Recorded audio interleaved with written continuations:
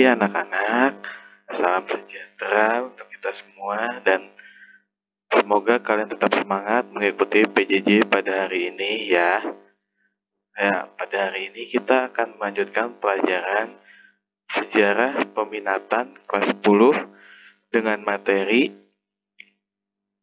sejarah sebagai peristiwa dan kisah.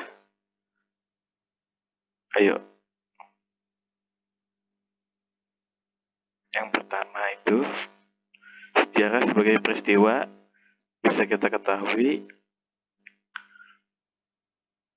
sejarah merupakan sebuah fakta yang hadir dari masa lalu, merupakan sebuah kejadian yang nyata dan benar-benar terjadi pada masanya. Sejarah menyajikan penggambaran tentang peristiwa-peristiwa masa lalu, lebih spesifiknya yang dialami oleh manusia. Kemudian peristiwa itu disusun secara ilmiah, di dalamnya terpadat gambaran waktu tertentu, kemudian diberikan tafsiran dan dianalisis secara kritis agar mudah dipahami dan dimengerti.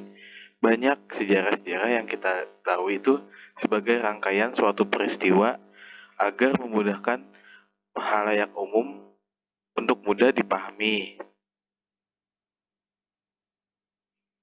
Ciri-cirinya sejarah sebagai peristiwa itu, yang pertama ini adalah unik. Sejarah berbeda dengan peristiwa lain, tidak bersifat umum dan hanya terjadi sekali. Kalaupun akan terjadi pengulangan, maka tidak akan sama dengan peristiwa sejarah yang asli. Jadi seperti contohnya proklamasi kemerdekaan Indonesia.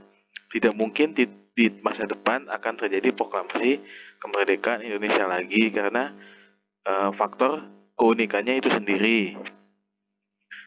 Yang kedua adalah abadi. Peristiwa dalam sejarah akan selalu diingat sepanjang masa oleh orang-orang yang mengalami dan menyaksikannya, serta tidak akan berubah. Penting. Sejarah penting untuk diketahui oleh semua orang karena ada manfaat yang bisa didapatkan. Mengetahui sejarah akan membuat seseorang mengenal pula akan kekurangan dan kelebihan dari sejarah tersebut. Objektif.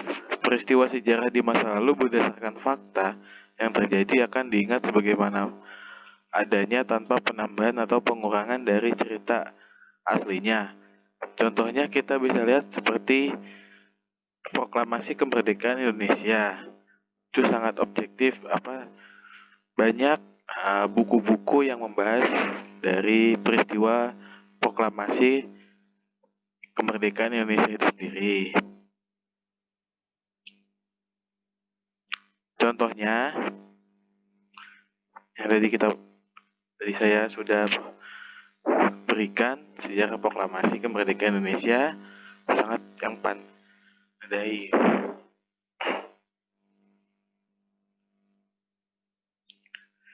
Peristiwa di mana Insinyur Soekarno membacakan teks proklamasi kemerdekaan Indonesia yang terjadi pada tanggal 17 Agustus 1945, serta membuat Indonesia menjadi negara yang merdeka. Adanya bukti dan fakta nyata dari peristiwa ini membuktikan makna proklamasi kemerdekaan berupa naskah proklamasi asli, saksi hidup, rekaman dan foto, membuktikan sejarah sebagai peristiwa tersebut adalah nyata dan bagian dari sejarah kemerdekaan Indonesia. Nah, sampai sini sudah paham kan anak-anak? Apa itu sejarah sebagai peristiwa?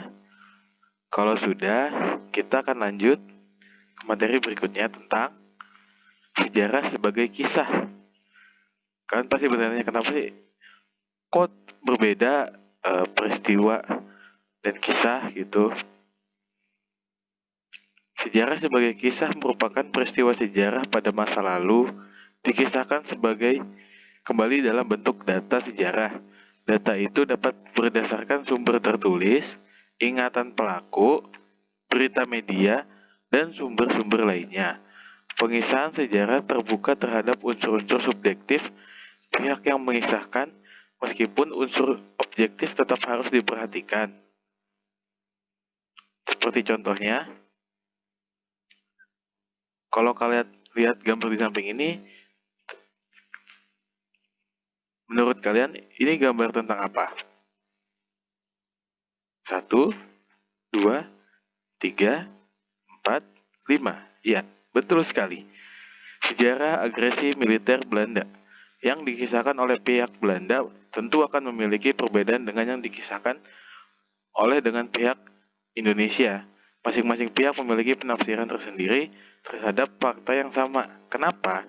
Dari suatu peristiwa ini selalu terjadi pro dan kontra terhadap suatu peristiwa itu sendiri dari pihak.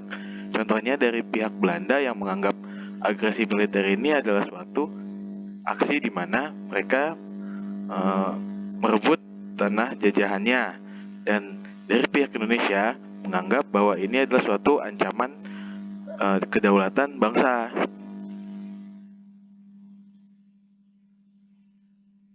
Sejarah sebagai kisah muncul dalam bentuk narasi atau cerita yang menarik.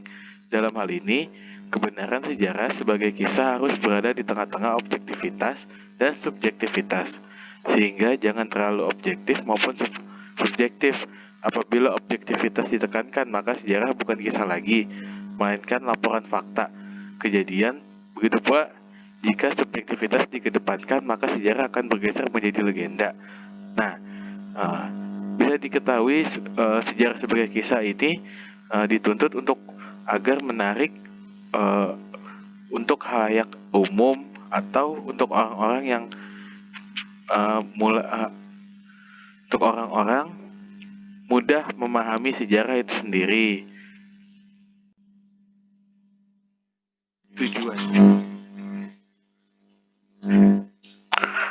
Tujuannya antara lain penyajian sejarah sebagai kisah untuk pendidikan sejarah tetap relevan, menghargai sejarah sebagai pendukung keutuhan identitas kebangsaan, dan menjadikan sejarah sebagai pengalaman bersama untuk kehidupan yang lebih baik. Nah, sampai sini, bagaimana anak-anakku? Apa kalian paham? Bila tidak paham, silahkan kita berdiskusi dengan sehat di kolom-kolom komentar di bawah ya. Sekali lagi terima kasih. Wassalamualaikum warahmatullahi wabarakatuh.